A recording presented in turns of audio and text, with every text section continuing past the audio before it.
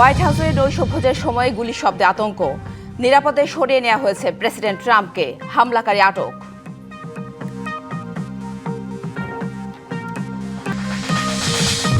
জ্বালানির জাদুর কাঠির প্রভাবে অস্থির দেশের বাজার। ছোট হচ্ছে ফর্দ, বাড়ছে দীর্ঘশ্বাস।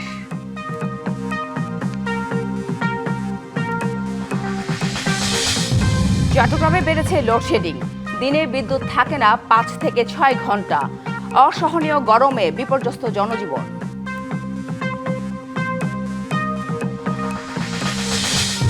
আগ্রাসী থাবায় দিনে দিনে উজাড় হচ্ছে গাজীপুরের সংরক্ষিত বনভূমি।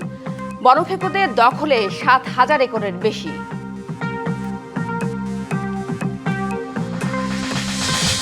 এবং উজানের ঢলে কিশোরগঞ্জের হাওরে তলিয়ে গেছে শত শত একর জমির ধান। ফসল হানিতে দিশেহারা কৃষক। যুক্তরাষ্ট্রের প্রেসিডেন্টের বাসভবন হোয়াইট হাউসে নৈশভোজের সময় গুলি শব্দে ছড়িয়ে পড়ে আতঙ্ক। দ্রুততার সঙ্গে নিরাপদে সরিয়ে নেওয়া হয় প্রেসিডেন্ট ট্রাম্পকে, পরে আটক করা হয়েছে হামলাকারীকে। শনিবার রাতের এই পার্টি থেকে নিরাপদে সরিয়ে নেওয়া হয়েছে ফার্স্ট লেডি মেলানিয়াকে। গুলির শব্দ ছড়িয়ে পড়ার শোনার সাথে সাথেই পুরো হল জুড়ে আতঙ্ক ছড়িয়ে পড়ে। ঘটনাস্থলে উপস্থিত 2600 অতিথি দ্রুত টেবিলের নিচে আশ্রয় নেন। এ সময় পেন্টাগন প্রধান পিট হেগসেথ সহ প্রশাসনের অন্যান্য ঊর্ধ্বতন কর্মকর্তাদেরও দ্রুত সরিয়ে নেয় নিরাপত্তা কর্মীরা। প্রেসিডেন্ট ট্রাম্প এ নিয়ে ট্রুথ সোশ্যালে জানান তিনি নিরাপদে আছেন এবং বন্দুকধারীকে আটক করা হয়েছে। আন্তর্জাতিক বাজারে কাঁচামালের দাম এবং পরিবহন খরচ বৃদ্ধির যুক্তিতে দেশে দফায় দফায় বাড়ানো হচ্ছে জ্বালানি ও রান্নার গ্যাসের দাম। এর ফলে আমদানি করার নিত্য প্রয়োজনীয় পণ্য থেকে শুরু করে স্থানীয় বাজারের বহু জিনিসপত্রের দামও এখন ঊর্ধ্বমুখী। আয়ের তুলনায় ব্যয়ের লাগামহীন বৃদ্ধিতে সাধারণ ভোক্তারা তাদের দৈনন্দিন চাহিদার তালিকা সংকুচিত করতে বাধ্য হচ্ছেন। বিশেষ করে শিশুদের পুষ্টি চাহিদার উপর এর নেতিবাচক প্রভাব পড়তে শুরু করেছে।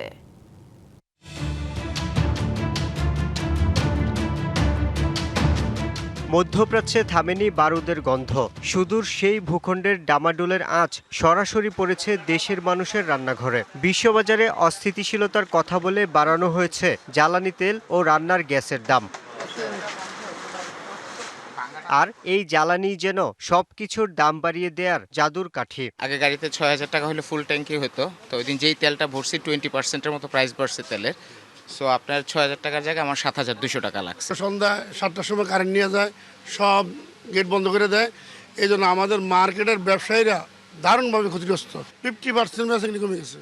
জ্বালানির দাম বৃদ্ধির প্রভাবে রাজধানীর বাজারে পাল্লা দিয়ে বেড়েছে ভোজ্য তেল ও মশলাসহ প্রায় সব ধরনের পণ্যের দাম। বেশি অস্থিরতা দেখা দিয়েছে আমদানি নির্ভর পণ্যের বাজারে। আয় না বাড়লেও ব্যয় বৃদ্ধিতে দিন দিন ছোট হয়ে আসছে সাধারণ মানুষের বাজারের তালিকা। যখন শুনছে আগামী পরশুদিন যুদ্ধ হবে বা 28 তারিখে যুদ্ধ হবে, যেদিন শুনছে ওই দিন থেকে ক্রাইসিস। কিছু প্রয়োজনীয় জিনিস দাম অনেক বাড়তি। মশলা আইটেম অনেক আকাশচুম্বী। যে জিনিসটা 10 টাকা ছিল এটা এখন কিন্তু 12 টাকা দেয়া। যেটা বাড়ে ওটা আর কমে না।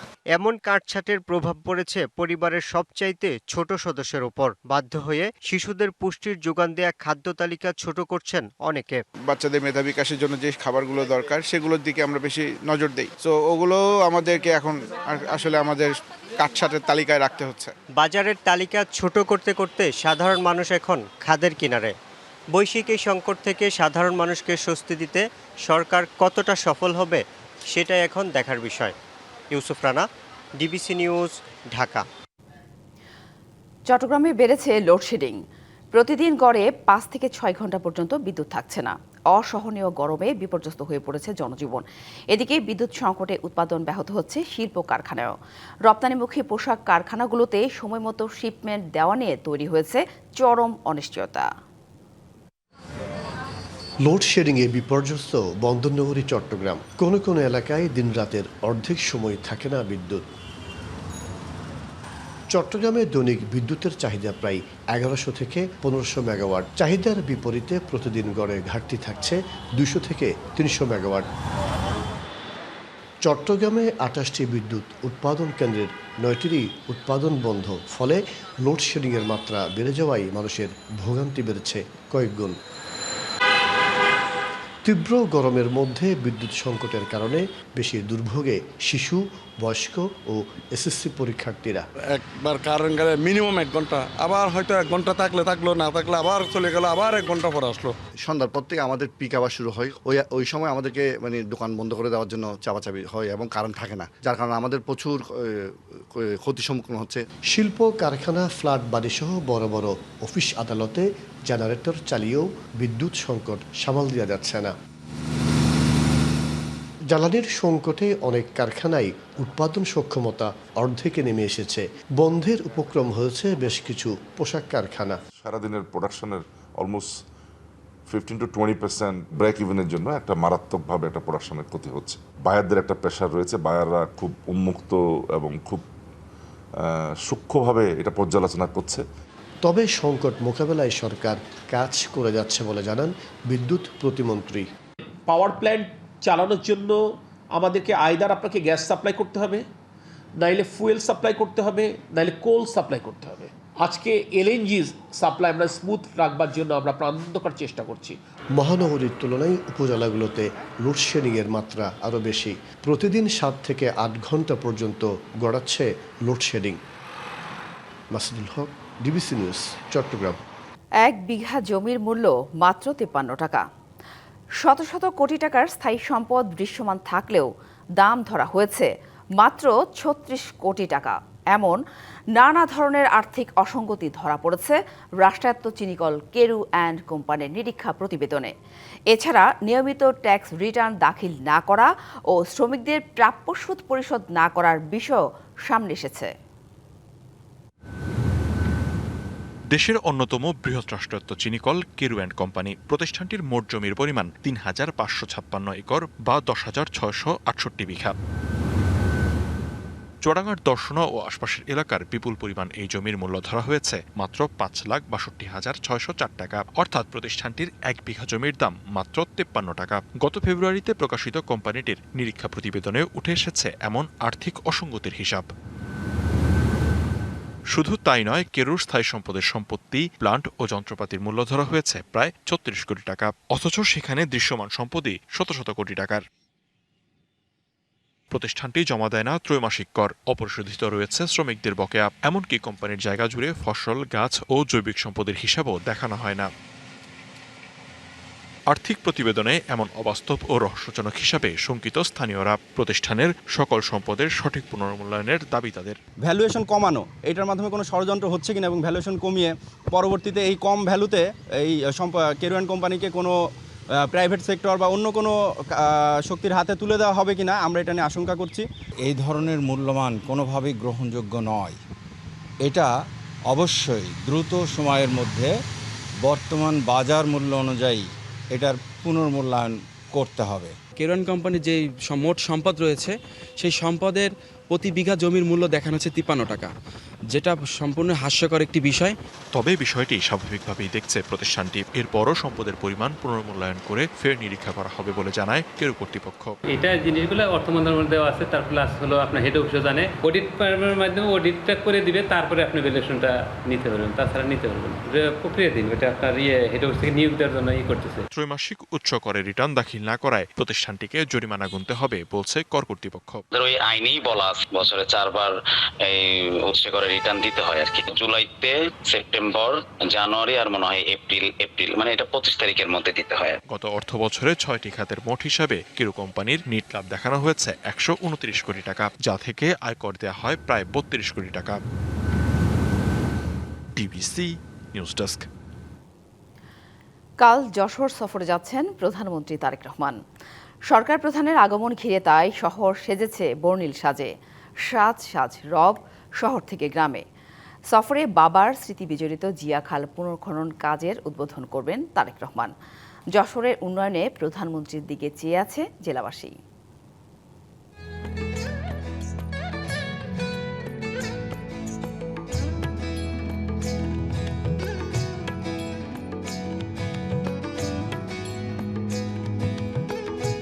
শহর জুড়ে ব্যানার আর ফেস্টুন, নগরীর পথে পথে সুসজ্জিত তোরণ, এ যেন উৎসবের নগরী। প্রধানমন্ত্রী তারেক রহমানের যশোর সফর ঘিরে এত সব আয়োজন। যশোর জেলা 8টি উপজেলা 8টি পৌর এবং সদরের নেতা কর্মীদের মাঝে ব্যাপক উৎসাহ উদ্দীপনা বিরাজ করছে। নির্বাচনের পরে এত অল্প সময়ে যশোরে আসছেন, এটা আমাদের এখানকার মানুষের জন্য, আমাদের সাধারণ নেতা কর্মীদের মধ্যে ব্যাপক সাড়া জাগিয়েছে। ব্রিটিশ ভারতের অবিভক্ত বাংলার প্রথম জেলা যশোর দেশের অর্থনীতিতে গুরুত্বপূর্ণ অবদান রাখলেও সে অনুপাতে নাগরিক সুবিধা না পাওয়ার আক্ষেপ রয়েছে স্থানীয়দের। বেনাপোল ঢাকা রুটে নতুন ট্রেন, যশোর বেনাপোল মহাসড়ক 6 লেনে উন্নীতকরণ, যশোরকে সিটি কর্পোরেশনের রূপদান ও যশোর বিমানবন্দর আধুনিকায়নের দাবি উপেক্ষিত হয়েছে বারংবার। তাই প্রধানমন্ত্রীর এ সফর ঘিরে নতুন আশায় বুক বেঁধেছে যশোরবাসী। প্রহর গুনছেন তাদের দাবি সরকার প্রধানের কাছে তুলে ধরার। মেডিকেল কলেজে 500 শয্যা বিশিষ্ট হসপিটালটি উদ্বোধন করবেন। এই হসপিটালটা উদ্বোধন হয়ে গেলে এই দক্ষিণ পশ্চিমাঞ্চলের মানুষের চিকিৎসার নগরী হবে কিন্তু যশোর। সোমবার দুপুরে যশোর উপশহর কলেজ মাঠে জনসভায় বক্তব্য রাখবেন প্রধানমন্ত্রী। বাবার স্মৃতি বিজড়িত জিয়াখাল পুনর্খননের উদ্বোধন সহ একাধিক উন্নয়নমূলক কাজের উদ্বোধনের কথা রয়েছে তার। এই সফর স্মরণীয় করে রাখতে সব প্রস্তুতি সম্পন্ন করেছে জেলা বিএনপি। যশোরকে আবার আধুনিকরণ বা উন্নয়নের চাকা যে স্থবির ছিল সেটাকে গতি সঞ্চালন করার জন্য তিনি নিশ্চয়ই ভূমিকা রাখবে। আমরা মনে করি তিনি নিজের থেকেই আমাদের যশোরের মানুষের যে আকাঙ্ক্ষা, যে প্রত্যাশা, যেগুলো চাহিদা আছে তিনি উপলব্ধি করেন। যশোরে হবে প্রত্যাশিত উন্নয়ন, প্রধানমন্ত্রীর সফর ঘিরে এমনটাই প্রত্যাশা জেলাবাসীর। DVC news desk. উজান থেকে নেমে আসা ঢলে কিশোরগঞ্জের হাওড়ি এলাকার শত শত একর জমির আধা পাকা ও কাঁচা বোরো ধান পানির নিচে তলিয়ে গেছে। ফসল হানির আশঙ্কায় প্রায় কোমর পানিতে নেমে তড়িঘড়ি করে আধা পাকা ধান কাটছেন কৃষক। আবার অনেক জমির ধান পুরোপুরি নষ্ট হয়ে গেছে। বাড়তি শ্রমিক লাগায় খরচ বেড়েছে কয়েক গুণ। ফলে লাভ তো দূরের কথা, মূলধন নিয়েই শঙ্কায় কৃষক। অষ্টগ্রামের আব্দুল্লাপুরের হাওড় জুড়ে শুধুই পানি আর পানি। কয়েকদিনের টানা বৃষ্টি আর উজানের ঢলে তলিয়ে গেছে 500 একর ফসলি জমি। জমিতে পানি থাকায় হারভেস্টার মেশিন ব্যবহার করা যাচ্ছে না। উপায় না পেয়ে হাতে ধান কাটছে কৃষক। অতিরিক্ত খরচে শ্রমিক দিয়ে ধান কাটাতে গিয়ে বাড়ছে উৎপাদন খরচ। কাটতেছে না, সব গেছে তলে, অনেক ফসল তুয়াটা ভাই আনে যে কোনো রকম কয়েকদিন কাটারি আছে, ঋণ আছে 2-3 লাখ টাকা ঋণ আছে। যে জমি জমা পানি তোলেছে, মানুষে কাটতেছে, এটা মনে করেন নৌকাতে আনন্দ লাগে, কামলার দর বেশি, রাস্তাঘাটের যে হাল অবস্থা, কাটতে আনলো রাস্তা দাম নেওয়া যায় না, রাস্তা আপনার পানি তলায় গেছে। বেশি দামে সার ও কীটনাশক কিনে পাচ্ছে না প্রত্যাশিত বাজার দর। এমন অবস্থায় ঋণের বোঝা আর সংসারের চিন্তায় দিশেহারা কৃষক। লাগানোর সময় যে সার পানি দিছি, বীজ দিছি, কীটনাশক দিছি, এই কীটনাশক গুলো আমরা বেশি দাম দিয়ে কিনছি। ফুটি করে 12 থেকে 14,000 টাকা খরচ। ইটকলার পাশে 40 কের জমি করছি রেন করিয়া, একবারে 40 কের জমি আমার তল হয়ে গেছে, আর কোনো কাটার মতন কোনো বাড়ি নাই। স্থানীয় ও কৃষকদের অভিযোগ, খোয়াই নদী ভরাট, অপরিকল্পিত বাঁধ নির্মাণ ও বৃষ্টিপাতের কারণেই এই জলাবদ্ধতা। আগে থেকেই প্রশাসনকে জানানো হলেও কার্যকর কোনো ব্যবস্থা নেওয়া হয়নি বলে দাবি তাদের। গ্রামের শত শত মানুষ উপজেলা নির্বাহী মহোদয়ের কাছে আমরা আবেদন করেছিলাম। আবেদনের প্রেক্ষিতে আমরা কোনো সাড়া পাই নাই। আর আমাদের হাওড় তলিয়ে যাওয়ার কারণ হলো শিবপুর নদী। এটা 200 মন দানে হনে কয় না, আমরা কিভাবে চলবো? ঋণ মাদন করে করছি, খরচ আপনার মনে করেন আমার 2-2.5 লাখ টাকা হয়েছে 10 কানি খেতে, ওখানে বিক্রি হয় তো মনে করেন 10,000 টাকা। এই অবস্থার ভিতরে পড়ে গেছি। এদিকে কৃষি বিভাগ জানিয়েছে, ক্ষতিগ্রস্ত কৃষকদের তালিকা করে প্রয়োজনীয় ব্যবস্থা গ্রহণ করা হবে। ক্ষতিগ্রস্ত কৃষক কতজন হতে পারে তারও আমরা জরিপ কাজ অব্যাহত রেখেছি এবং রিপোর্ট তৈরি করে আমরা সরকারকে অবহিত করব, যাতে ক্ষতিগ্রস্ত কৃষকদেরকে আর্থিক বা অন্য কোনোভাবে সহায়তা করার সুযোগ পাওয়া যায়। কিশোরগঞ্জের হাওড় অঞ্চলের 1/4 ধান কাটা হয়েছে। আবহাওয়া বৈরী না হলে আগামী মাসের মাঝামাঝি সম্পূর্ণ ধান কাটা শেষ হবে বলে আশা করছে কৃষি বিভাগ। DBC news desk. টাঙ্গাইলের ঘাটাইলে সিয়াম ব্রিক্স নামের একটি ইট ভাটার বিষাক্ত গ্যাসে পুড়ে গেছে শত বিঘা জমির আধা পাকা ধান। এতে প্রায় 1/2 কোটি টাকার ক্ষতি হয়েছে বলে দাবি কৃষকদের।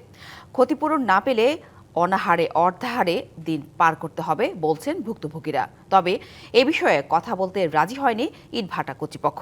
ক্ষতি পুষিয়ে নিতে কৃষকের পাশে থাকার আশ্বাস কৃষি বিভাগের। আর কদিন পরেই এই জমির পাকা ধান কেটে ঘরে তোলার কথা ছিল বর্গা চাষী শহীদুলের, কিন্তু ইটভাটার বিষাক্ত গ্যাসে ধান পড়ে যাওয়ায় দিশেহারা তিনি। শুধু শহীদুল নয়, একই পরিস্থিতিতে পড়েছেন ঘাটাইলের সিঙ্গুরিয়া এলাকার শতাধিক কৃষক। তাদের অভিযোগ, গেল বুধবার অবৈধ পন্থায় গড়ে ওঠা সিয়াম ব্রিক্স হঠাৎ করেই সেখানে জমে থাকা বিষাক্ত গ্যাস ছেড়ে দেয়। এর ফলে 100 বিঘারও বেশি জমির ধান পুড়ে বিবর্ণ হয়ে যায়। এক পাই খেত গাছি পুড়ে গেছে গা, ইট ভাটার আগুনে ধুমায়। এটা আমি চাই, ক্ষতিপূরণ চাই। ইটভাটায় গিয়ে পাওয়া যায়নি এর মালিককে। মোবাইলে জানতে চাইলে সমস্যার সমাধান হয়ে গেছে বলেই ফোন কেটে দেন তিনি। এরকম কোনো হালকা কিছু হয়েছিল, ওটা শেষ হয়েছে। ক্ষতিগ্রস্ত এলাকা পরিদর্শন করে কৃষকদের পাশে থাকার আশ্বাস দেন কৃষি কর্মকর্তা।